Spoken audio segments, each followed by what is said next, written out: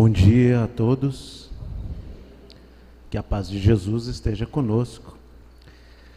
Nós gostaríamos de iniciar a nossa fala dessa manhã expressando a nossa sincera gratidão à Vera pelo convite de estarmos hoje aqui. O Centro Espírita Francisco de Assis nos recebeu com um carinho, com uma simpatia que nos gratifica o coração. Obrigado ao Dorival, aos Dorival, né? Aliás, o Dorival falou assim, eu chego, quando ele disse que aos 89 de Dorival disse, eu chego. O Espírito Emmanuel, mentor de Francisco Cândido Xavier, no livro A Caminho da Luz, nos fala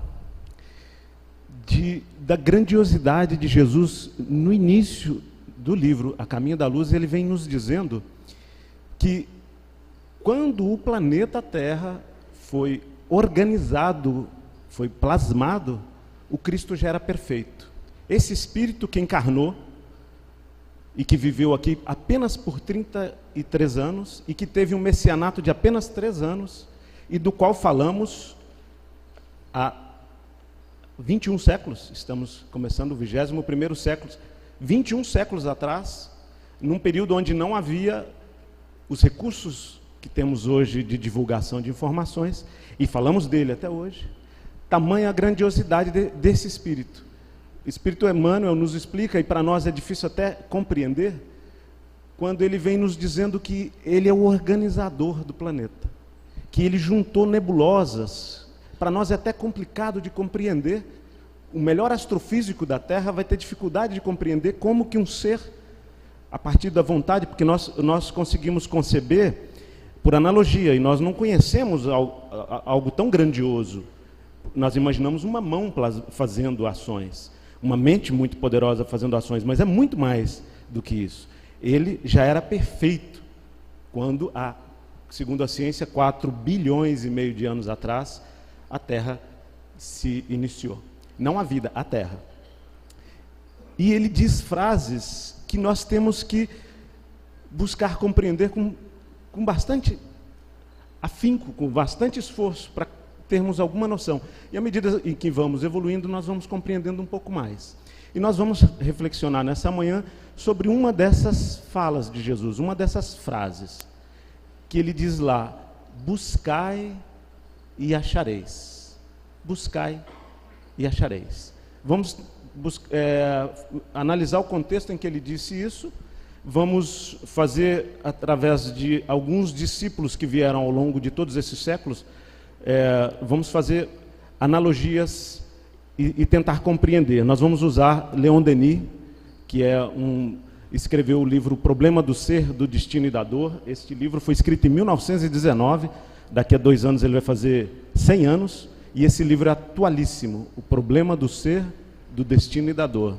Nós vamos tentar entender o que Leon Denis pode nos clarear nesta fala de Jesus. O que nós podemos garimpar, já que as falas de Jesus são tesouros, são joias. Vamos ver então a fala completa do que ele diz lá. Pedi e se vos dará. Buscai e achareis.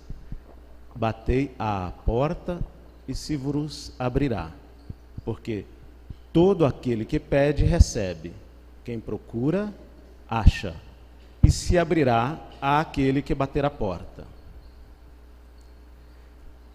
E Jesus avança na fala. Também, qual é o homem dentre vós que dá ao filho uma pedra quando lhe pede pão?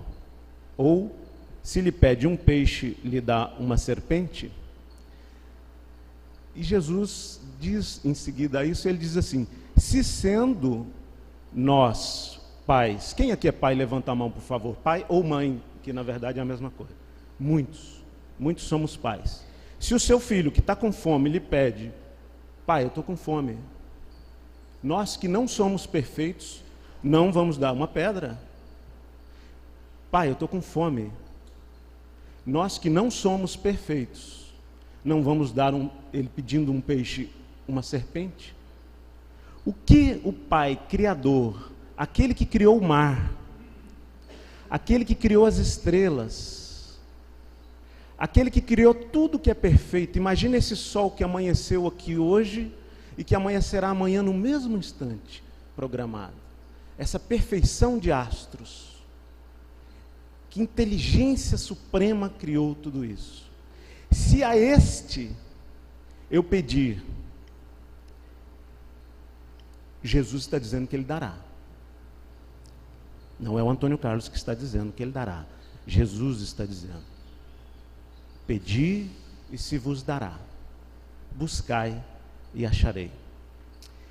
Eu pensei neste contexto para essa nossa fala desta manhã, porque nós estamos passando por um momento de transição planetária onde há muita dor, onde há bastante sofrimento no nosso país e em todos os países. A gente tem observado que tem se acelerado o processo, tem se acelerado os sofrimentos.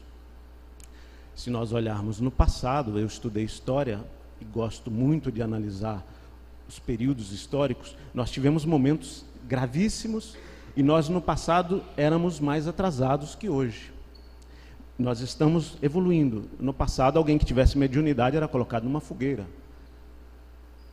Hoje nós somos mais tolerantes, embora pareça que não, porque a tecnologia nos faz ver, por exemplo, a guerra online.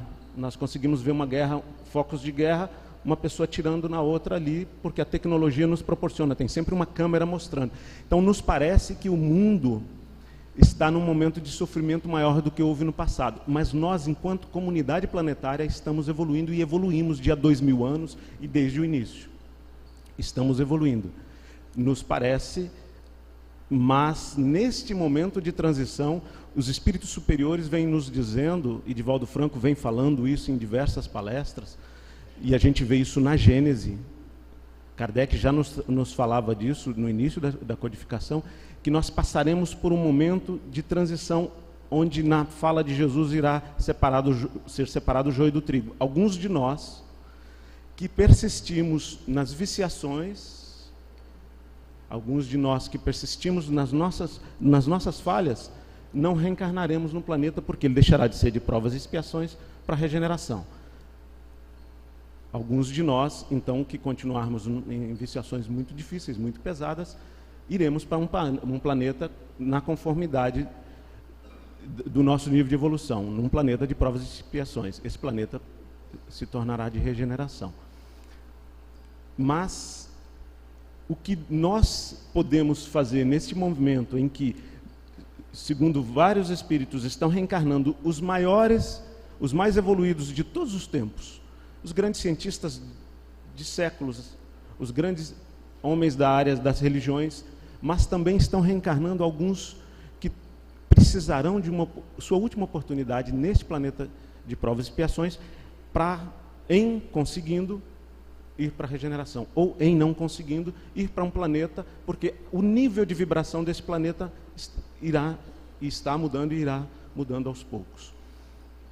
E nós, nesse momento, precisamos mais do que em todos os tempos nos voltar para os recursos que nós temos e que no dizer de Leon Denis são grandiosos, que no dizer de todas as grandes doutrinas são grandiosos esses recursos, e nós precisamos bater essa porta, nós precisamos pedir.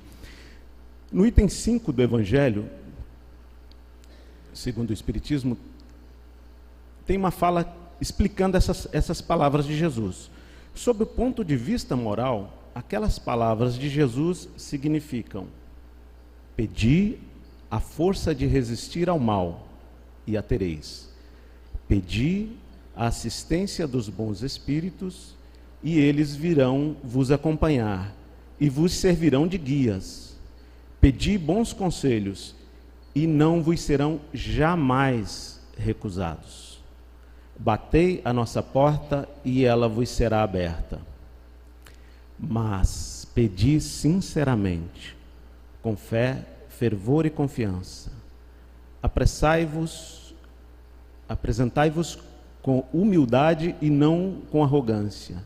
Sem isso, sereis abandonados às vossas próprias forças, e as próprias quedas que tereis serão a punição do vosso orgulho. Tal é o sentido dessas palavras: buscai e acharei. Então, o que devemos pedir? Nós normalmente pedimos o que nos seja útil para diminuir o nosso sofrimento ou nos trazer felicidade. Num primeiro momento a gente pede isso. Faz sentido, gente? Num primeiro momento nós pedimos ao Pai: ó, diminui o peso dessa dor, diminui este sofrimento. Não é isso? Não faz sentido? Em geral a gente pede, a gente quer ser feliz. Quem aqui quer ser feliz, levante a mão. É natural. É natural, nós desejamos ser felizes, nós temos esse propósito. Ninguém sai de manhã hoje, a resposta é óbvia, porque a pergunta é óbvia. Ninguém sai de manhã dizendo: hoje eu vou ser infeliz. Mesmo que aquela pessoa que gosta de ter pena de si mesmo, e às vezes nós temos isso, gostamos de ter pena de nós mesmos, aí nós falamos para o outro: estou passando tal coisa. Às vezes eu falo por desabafo, mas às vezes eu falo para que o outro tenha pena de mim, porque eu gosto de ter pena de mim. É uma característica que às vezes nós temos. Mas ninguém sai de manhã: hoje eu vou ser infeliz, hoje eu quero ser infeliz. Não, nós desejamos ser felizes. E nós pedimos em geral isso. Pedimos saúde, às vezes nós pedimos bens materiais, às vezes nós pedimos para ser rico, às vezes nós pedimos para dar certo determinada questão, muito natural. Mas, será que se for o melhor para mim, que eu não seja rico, ou que eu não case com tal pessoa a quem eu desejo por um amor possessivo, será que eu vou obter isso? Porque em geral a gente pede essas coisas, né? Nós pedimos as coisas para satisfação dos sentidos, dos 5 sentidos. Nós pedimos as coisas para nos saciar desejos. Mas se não for o melhor para nós, será que nos vai ser atendido? Se o que eu fizer com a riqueza vai me comprometer como espírito imortal, será que o Criador, que me ama como se eu fosse o único, os que levantaram a mão dizendo que têm filhos, amam esses filhos? Nós que ainda não atingimos o amor pleno, amamos os nossos filhos. Imagine o Criador, o soberanamente justo e bom. Ele quer o melhor para nós, mas Ele vai nos dar o que seja de melhor para o nosso espírito imortal. E nós achamos e pedimos, porque a nossa visão ainda é um pouco curta. A nossa visão ainda é de uma vida única. Nós não nos lembramos de nossas vidas anteriores e não conseguimos vislumbrar muito adiante. Então nós pedimos, é natural no nível de evolução que estamos, pedimos coisas meio imediatas. Mas nós estamos atingindo níveis, e precisamos reflexionar sobre isso, de que nós somos espíritos imortais e que estamos temporariamente num corpo físico. Aí nós pedimos para diminuir o nosso sofrimento. É muito natural, eu tenho um câncer, por exemplo, eu tenho uma doença grave. É muito natural que eu peça ao Criador, que eu entendo como soberanamente justo e bom, que Ele me alivie a dor. Mas se não for o melhor para mim, esta dor, do ponto de vista do encarnado, uma dor como o câncer, como a perda de filhos, são as dores mais extremas que podemos passar. Do ponto de vista, enquanto eu estou no corpo físico, elas parecem superlativas. Mas quando eu já deixei esse corpo e consigo ver a última vida, e consigo já ter um pouco mais de evolução e consigo ver outras, e aí eu tenho um pouco mais de evolução, consigo ver várias vidas minhas, eu consigo entender as razões daquela dor. E entendendo as razões daquela dor, eu vou entender que aquele câncer era o melhor que o Criador poderia me dar. Neste nível de evolução que está o planeta, os sofrimentos e as dores são necessárias. Joana de Ângeles, mentora espiritual de Divaldo Franco, nos diz que o momento perigoso do cristão é o momento da hora vazia, o momento do ócio. Não é o momento do leito do hospital. Não é o momento da dor. E nós pedimos que nos diminua essas dores. Muito natural. Mas nós precisamos pedir mais. Nós precisamos pedir que a gente possa refletir sobre aquela dor e o que ela está nos ensinando, para que eu não precise que ela se agrave, para que eu não precise que aquele tipo de sofrimento me seja mais superlativo ainda, entendendo que nós somos herdeiros dos nossos atos. Não estamos passando nenhum tipo de dor que não seja por alguma ação nossa, ou se estivermos num nível de evolução maior, eu posso ser voluntário a dores que sejam de evolução dos que estão comigo.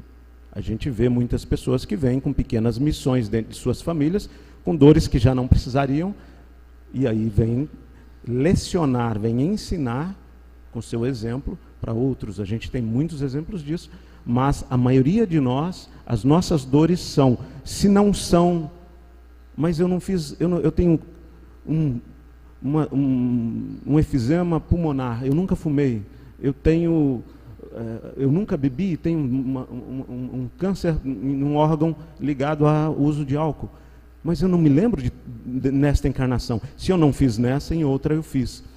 Para nós espíritas isso a gente já compreende, mas quando nós estamos passando pela dor, quando nós estamos aprendendo, a maneira de compreender é diferente. É muito fácil enquanto é teoria, enquanto é na família do outro, mas quando ela está dentro da minha casa, ela muda a minha condição de compreensão. Nós podemos aprender pela dor alheia, mas em geral nós aprendemos pela nossa dor, no nível de evolução em que estamos. Buscai e achareis. Quando Jesus estava no mundo e ele fazia curas, eu gosto muito de lembrar de duas frases que Jesus falava. A pessoa chegava, ele impunha as mãos, e Jesus, lembrando que ele organizou fisicamente o planeta. Ele pode modificar uma célula cancerosa, ele pode modificar alguém que nunca andaram na frente de todos, pessoas que nasceram com aquela deficiência.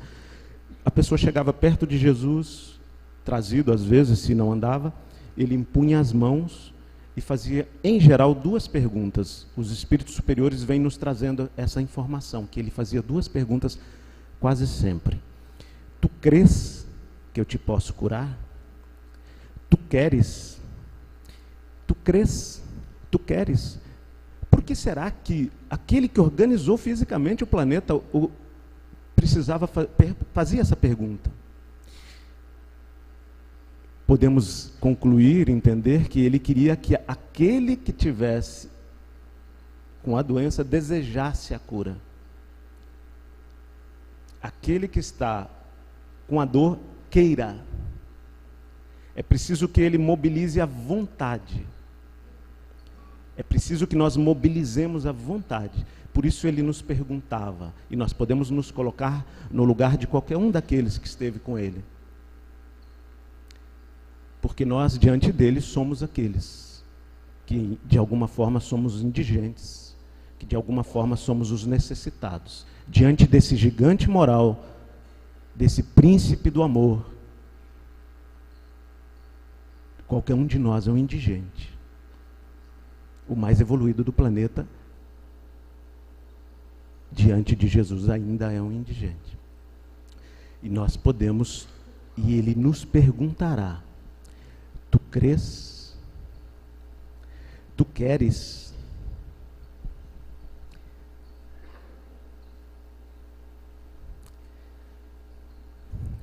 Leon Denis, contemporâneo e conterrâneo de Allan Kardec, escreveu esse livro em 1919, O Problema do Ser, do Destino e da Dor, e ele nos propõe algo atualíssimo.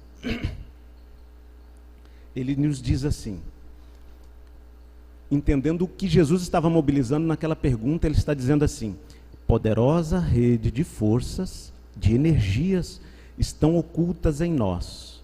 O nosso futuro, em seu desenvolvimento ilimitado, lá está contido em germen, em sementes. Dentro de nós há sementes. As causas da felicidade não se acham em lugares determinados no espaço. Estão em nós, nas profundezas misteriosas da alma. Todas as grandes doutrinas confirmam essa verdade. E ele faz uma analogia a esta fala, que poderosa rede de forças, em uma fala de Jesus, e ele fala em outros mais, mas nós vamos usar só 2 do livro aqui. O reino dos céus está dentro de vós, disse Jesus Cristo. Os sufis, que são místicos persas, eles dizem lá: vós viveis no meio de armazéns cheios de riqueza e morreis de fome à porta. Gosto muito dessas 2 frases. O reino de Deus, o reino dos céus, está dentro de vós, disse Jesus. Dentro de todos nós, nós temos os recursos que precisamos para esta encarnação. Dentro de nós estão todos os recursos que nós precisamos para esta encarnação. E às vezes nós nos desesperamos com as dificuldades, porque às vezes nós não cremos, nem em nós, e às vezes não cremos que tem algo maior, ou que, entendo algo maior, esse alguém nos ouve. Porque é preciso acreditar que alguém nos ouve para que eu peça, senão eu não vou pedir. Muitos de nós nem pedimos. Muitos de nós nem acreditamos, eu não mereço ser ouvido. Eu sou tão pequenininho diante de tanta grandeza que acho que nem sou ouvido. Mas diante do Criador, eu sou uma centelha dele, eu sou amor, eu sou um filho. Jesus, na falta de uma palavra melhor, que expressasse mais amor ainda, usou a palavra Pai. E ele inicia a oração dominical com a palavra Pai. Pai. O Criador de tudo que é belo, de tudo que é perfeito, Jesus nos ensinou a chamar de Pai. E eu tenho o reino deste Criador, de tudo que é perfeito fora de mim, dentro de mim. Eu tenho em mim todos os recursos de que preciso. Leon Denis, eu vou antecipar, está no último slide, mas eu tenho um profundo respeito por esse pensamento dele. Ele diz assim: se o homem conhecesse a extensão dos recursos que ele tem dentro de si, ele não temeria o futuro. Ele se deslumbraria com os recursos que tem dentro de si e saberia que ele, o homem, o indivíduo, cada um de nós, pode fazer um futuro melhor. A frase dele é assim: se o homem conhecesse a extensão dos recursos que tem dentro de si, ele ficaria deslumbrado e não temeria o futuro, e saberia que ele pode criar esse futuro. É o que ele está dizendo aqui, usando essas referências de religiões antigas. E Leon Denis avança dizendo assim: é na vida íntima, no desabrochar de nossas potências, de nossas faculdades, de nossas virtudes, que está o manancial das felicidades futuras. Potências internas.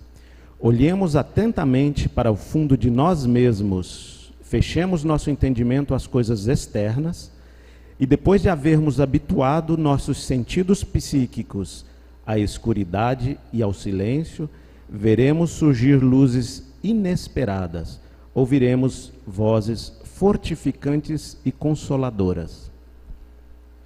Leon Denis está nos dizendo aqui em 1919, que se nós aquietarmos o fluxo de pensamentos, que segundo os orientais, Eles dizem que o pensamento do ocidental é um macaco louco pulando de galho em galho.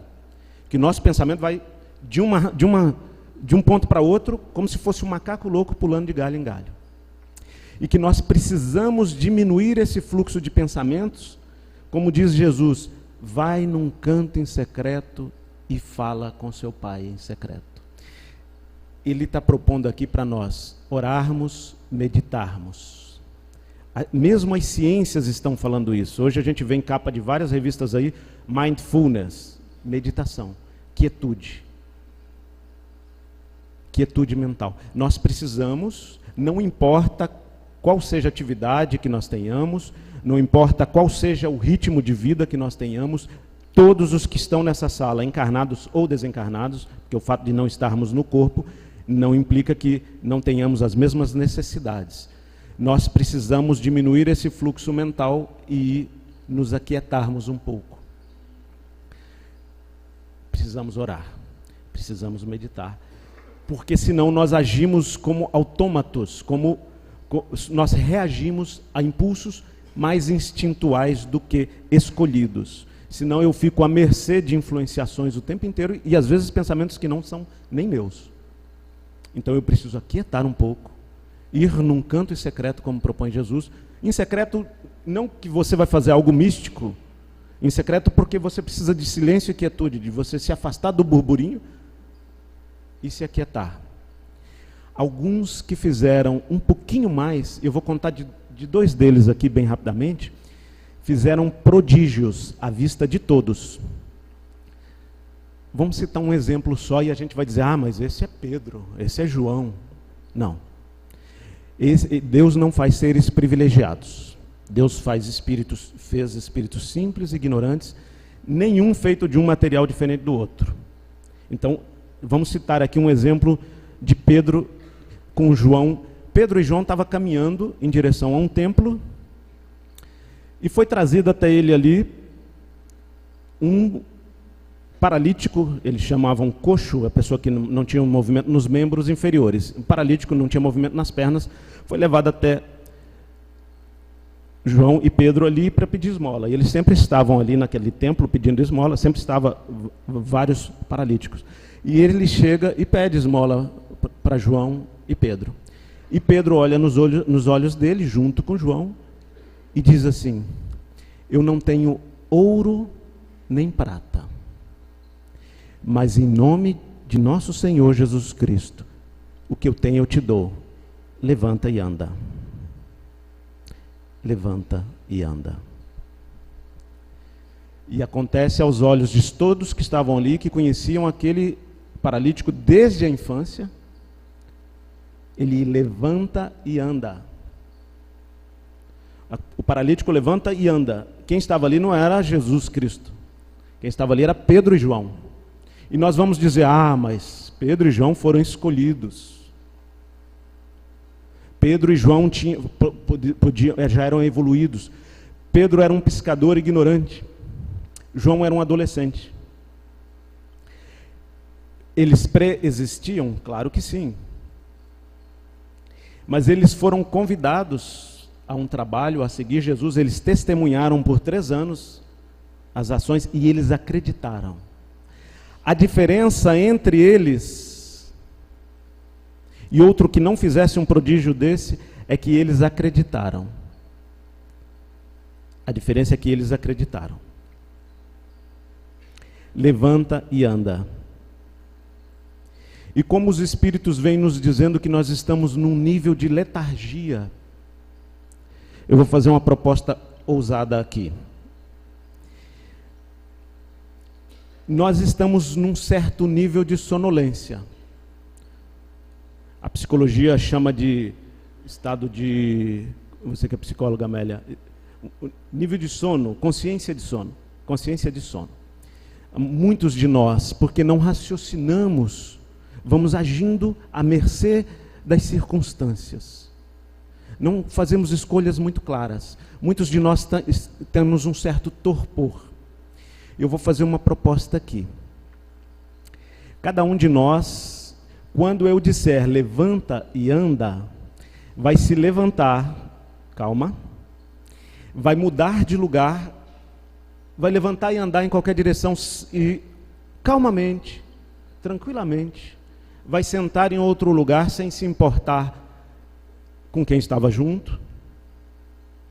É até uma maneira de nós acordarmos em todos os sentidos.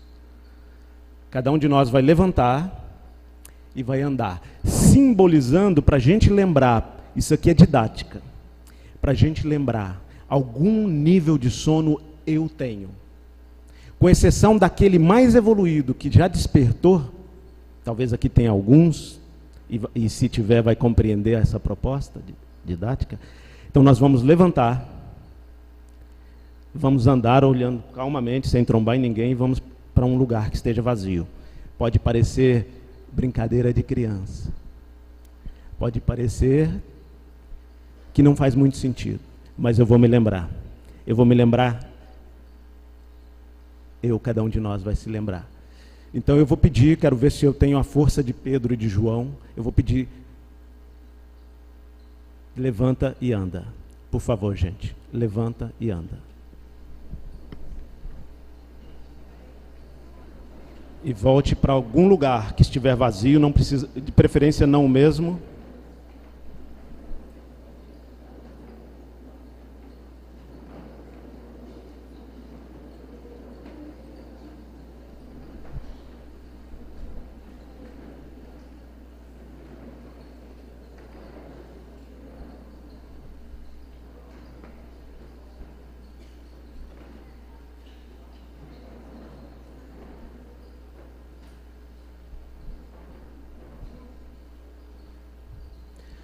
Quando eu levanto e ando e mudo de lugar, eu passo a ver por outra perspectiva, eu passo a ver por outro ângulo. Porque nós nos acomodamos com o estado de evolução em que estamos. Parece que eu estou em outra sala, porque eu já tinha me acostumado com a posição das pessoas. Agora eu olho, cadê? Nós ouvimos as falas de Jesus 2000 anos depois e dos seus discípulos, com exceção de João, todos eles mártires. Todos eles tomaram do cálice que Jesus dizia que não ia ser fácil. Era difícil ser amigo de Jesus. Com exceção de João, que morreu octogenário, todos os outros foram mártires, morreram executados pelas suas crenças. Tamanha fé que desenvolveram. E nós ouvimos essas falas, levanta e anda. Por que nos contam ainda hoje? Por que será que nós raciocinamos ainda?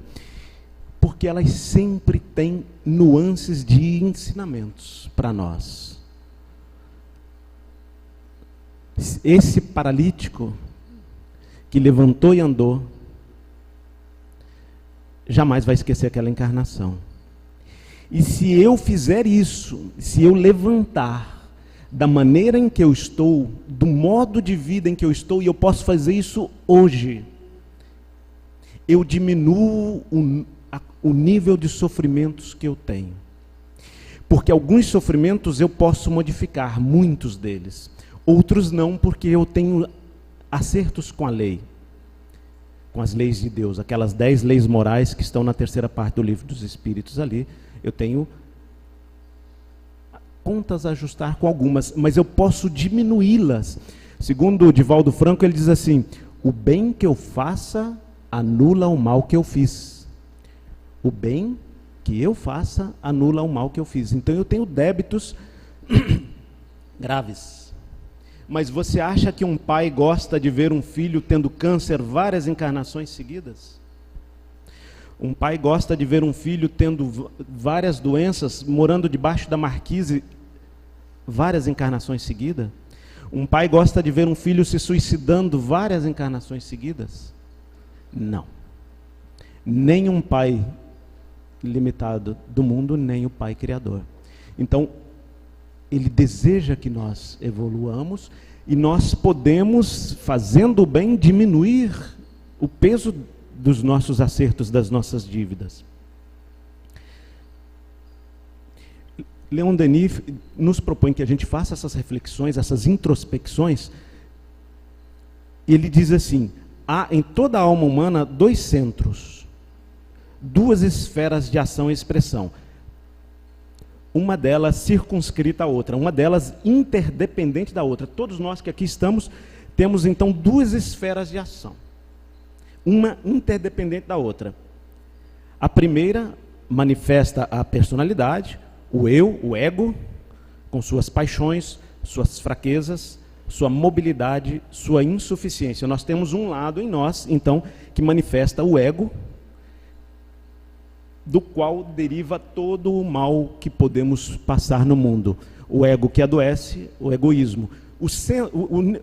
No cerne de todas as dores, de todos os nossos sofrimentos, estão duas questões: o ego adoecido, egoísmo, e o orgulho. Então, o orgulho e o egoísmo é a fonte de todo o mal que há no ser humano. Então, a fonte de todo o nosso sofrimento está no orgulho e no egoísmo. Enquanto esta for a reguladora de nosso proceder, temos a vida inferior semeada de provações e males.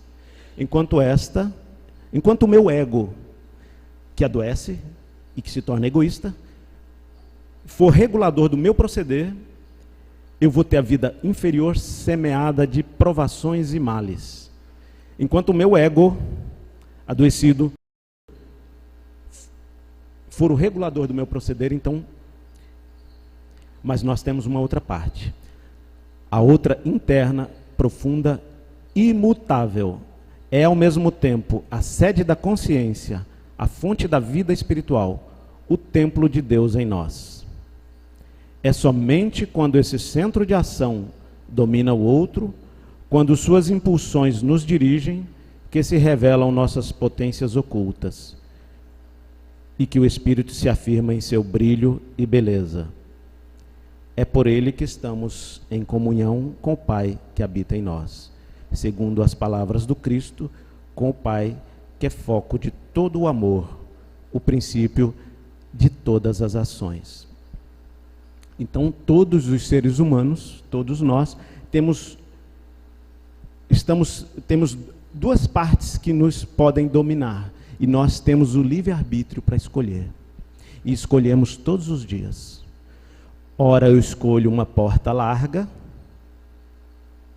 e que me gera consequência, e em geral escolho as mesmas viciações, e que vão sendo cada vez mais doloridas as provas delas, porque eu já vou tomando consciência dessas dores, então elas vão sendo cada vez mais doloridas. Ora eu escolho a porta mais estreita, a porta mais difícil, porque ela é mais difícil quando eu olho dela de fora para dentro. Essa porta é mais difícil, porque ela implica em diminuir a personalidade, o ego, ela implica em diminuir o orgulho. Para escolher a porta estreita, ela implica em sacrifícios. E Kardec pergunta aos espíritos como obter felicidade, a felicidade relativa nesse mundo. E os espíritos vão responder que a felicidade nesse mundo é a posse do necessário, a consciência tranquila e a fé no futuro. Posse do necessário, mas o meu egoísmo faz que pareça necessário cada vez um carro mais bonito, cada vez um carro mais ostensivo, que ostente, que diminua o outro. Cada vez eu preciso de uma casa maior. O que não tem casa se torna tão infeliz que eu preciso... A posse do necessário. Uma casa é necessário, sim, mas uma casa muito maior. Consciência tranquila. Não há como ter consciência tranquila no vício. Não tem. Porque a lei de Deus está escrita dentro da consciência do homem, segundo os Espíritos. Então, eu não tenho como enganar a mim mesmo. Se nós perguntarmos onde está o céu, onde está o inferno, o céu está na consciência do homem, a consciência tranquila. O inferno está na consciência culpada. Então, a felicidade relativa que eu posso ter aqui, posse do necessário, então eu devo lutar pelo necessário, mas não me tornar ambicioso, egoísta, orgulhoso. Eu devo lutar, mas não a preço de não conviver com a minha família, não a preço de não ver meus filhos crescerem. Devo trabalhar, sim, Devo fazer esforço, sim?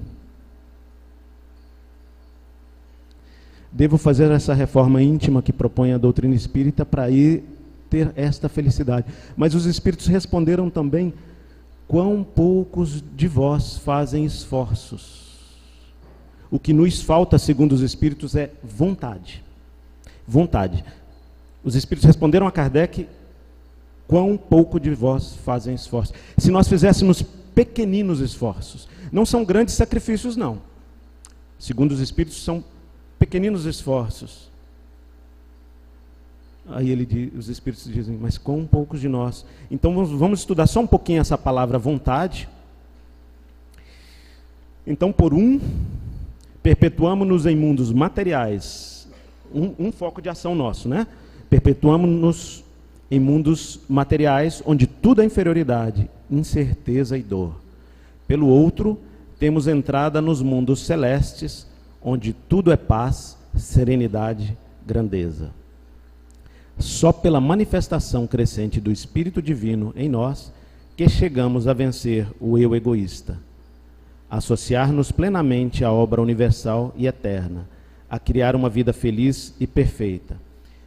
E aí, para a gente ir avançando para a conclusão, Leon Denis faz este questionamento: por que meios poremos em movimento as potências internas e as orientaremos para um ideal elevado? Tá, então nós sabemos que nós temos um manancial de riquezas muito grande dentro de nós, muito maior do que o mais criativo dos homens consegue conceber. Nós temos dentro de nós. Mas por que meios nós vamos conseguir colocar em prática? Pela vontade, muito bem, pela vontade. Os espíritos nos disseram que nós podemos desenvolver a vontade. O uso persistente e tenaz desta faculdade soberana permitir-nos-á modificar a nossa natureza, vencer todos os obstáculos, dominar a matéria. É pela vontade que dirigimos nossos pensamentos para um alvo determinado. Na maior parte dos homens, os pensamentos flutuam sem cessar. Sua mobilidade constante e sua variedade infinita, pequeno acesso oferecem às influências superiores. É preciso saber concentrar, pôr o pensamento acorde com o pensamento divino.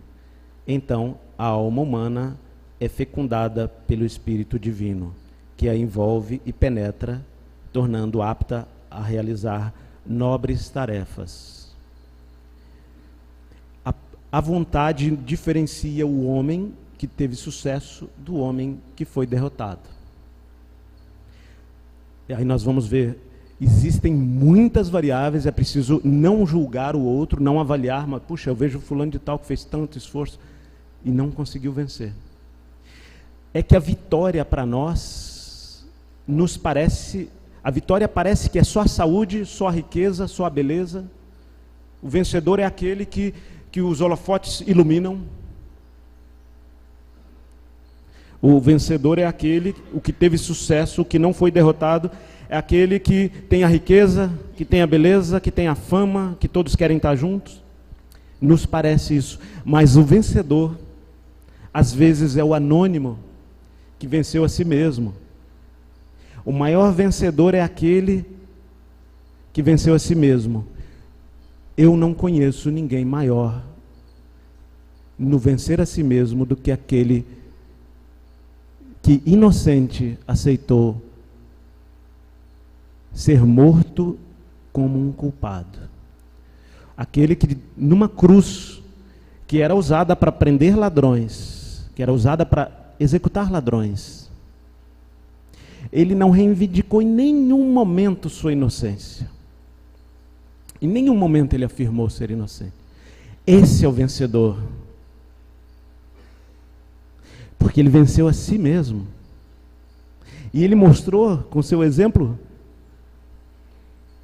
o que é vencer. E nos parece, nós seremos vencedores se nós formos anônimos, não orgulhosos, conseguirmos passar pelas provações que vamos ter que passar. Algumas delas vão nos deixar aos olhos dos outros como derrotados.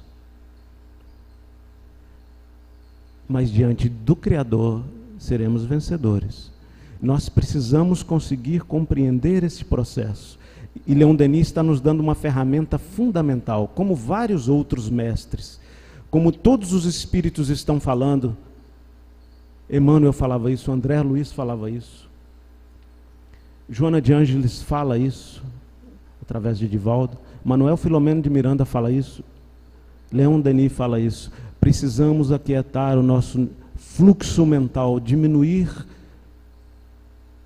o burburinho ao redor, irmos num canto em secreto, orarmos, entrarmos em comunhão com o Pai.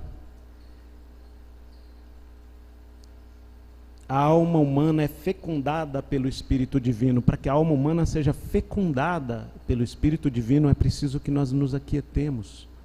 É preciso introspecção. É preciso meditarmos. Eu não consigo meditar, não consigo ficar 5 minutos parado. Fique 3, fique 2. É preciso que a gente vá num canto e entre em comunhão com o Criador. Eu não consigo meditar, então vou orar. Vou pedir, e como eu ouvi no domingo, dia 11 de setembro, que pedi e obtereis, batei e abrir-se-vos-á. Se eu bater a porta pedindo que eu consiga aquietar o nível de pensamento, que eu consiga me abster de tantos desejos, dessa insaciedade que tem na minha alma, será que não vou conseguir?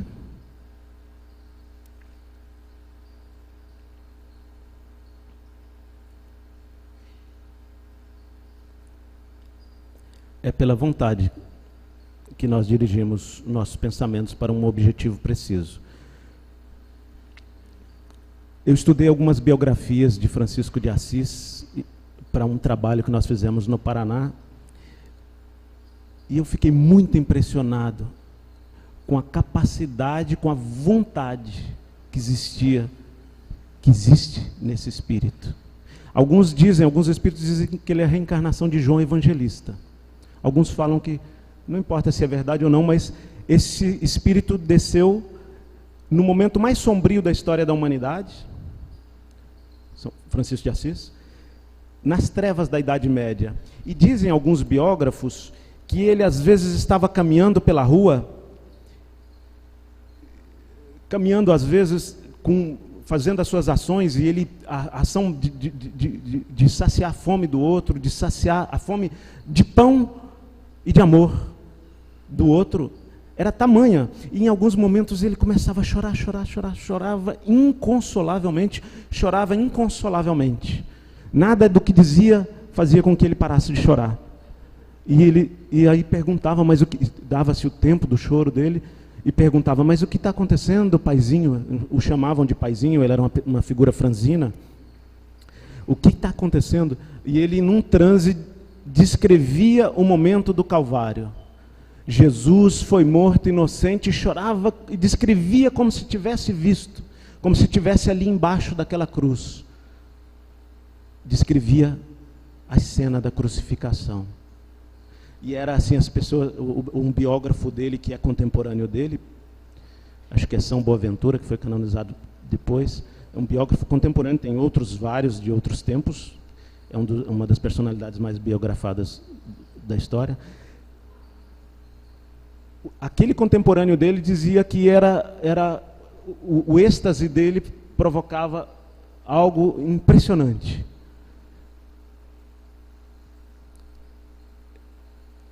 E eu me lembrando de Francisco de Assis, da vontade que ele teve de dominar a si mesmo, da vontade que ele teve de andar descalço na neve para levar o pão para quem tivesse com fome, e que comia a parte pior do pão e dava mais bonita para o outro. A vontade de dominar a si mesmo, que a gente possa nesse instante fechar os nossos olhos e rogar a Ele, através de uma prece que Ele ensinou, Dizem que ele dizia nas manhãs de Assis: Senhor, no silêncio deste dia que amanhece, venho pedir-te a paz, a sabedoria, a força. Quero olhar hoje o mundo com olhos cheios de amor, ser paciente, compreensivo, manso, prudente, ver além das aparências humanas teus filhos como tu mesmo os vê, e assim não ver senão o bem em cada um. Cerra meus ouvidos a toda calúnia, guarda minha língua de toda maldade, que só de bênçãos se encha meu espírito, que eu seja tão bondoso e alegre, que todos quantos se achegarem a mim sintam a sua presença. Reveste-me de sua graça, Senhor, e que no decurso deste dia eu não te ofenda e te revele a todos. Bom dia a todos, muito obrigado, até breve.